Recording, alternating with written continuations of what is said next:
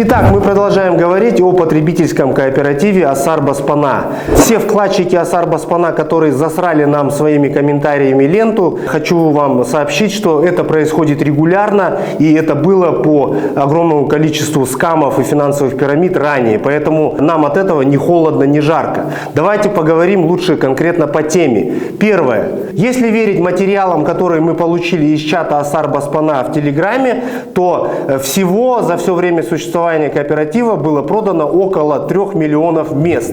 Очень интересный товар, места. И по нашим подсчетам сумма должна была составить около 15 миллиардов тенге, где-то около 30 миллионов долларов. Если мы обратимся к пресс-релизу Агентства по финансовому мониторингу, то в момент задержания наши правоохранители смогли арестовать сумму 1 миллиард 200 миллионов тенге и 13 единиц автотранспорта. Ну, пусть это будет приблизительно около 3 миллионов долларов.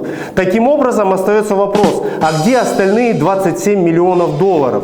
Ну, допустим, открыли там какое-то некое производство, якобы где шили постельное белье. Хотя вкладчики, которые к нам обращались, говорят, что это китайское белье, на которое налепили бирки Асар Баспана. Ну, открыли магазин Асар Баспана, в котором продают какие-то смартфоны и прочее с бирками Асар Баспана. Тянет ли это на 27 миллионов долларов? Ну, большой вопрос. А теперь давайте обратимся к тому, что говорит юрист на прямом эфире всем вкладчикам Асар Баспана.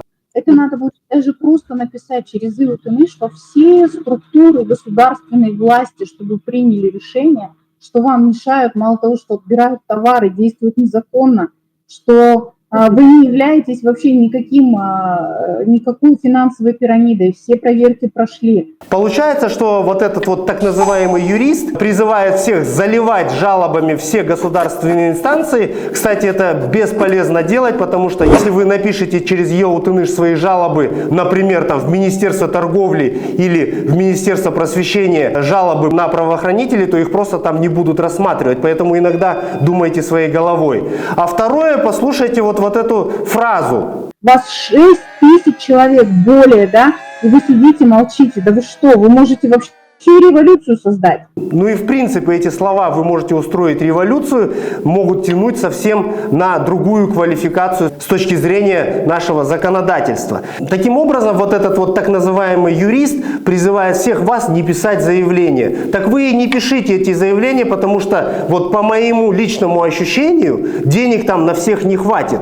Потому что там, ну, наверное, не хватает где-то около 20 миллионов долларов. Но это мое личное мнение. Все равно мы должны опираться на то, что докажет Агентство по финансовому мониторингу через экспертизы. Еще раз поздравляю всех тех, кто выкупал вот эти вот места или приобретал вот те самые БАДы. По БАДам у нас есть отдельный ролик, да. Мы видим, что один из БАДов, который мы отдавали санитарно-эпидемиологическую службу, он вообще не зарегистрирован. И что вы там потребляли, это очень большой вопрос. Давайте дождемся, к чему придет следствие. И мы надеемся, что все приговоры суда состоятся в соответствии с законодательством. Очень сильно за этим наблюдаем. И, конечно же, еще раз обращаю внимание ваше, ранее мы неоднократно об этом говорили всем, кто к нам обращался. Вы там, пожалуйста, у себя пошурудите где-то в чуланах, в полочках. Все-таки, может быть, вы найдете свои договора пай накоплений и те договора, по которым вы отдавали свои кровные деньги в Асар Баспана. Но, скорее всего, этих договоров у большинства из вас нет. Поэтому делайте вывод сами, писать эти заявления или не писать, и что вы вообще получите в итоге. И, кстати, те многочисленные хейтеры, комментаторы, которые писали, что они заключили договор с Асар Баспана через вот проставление галочки на сайте, вот теперь попробуйте достать ваши договора с этого сайта, который не работает.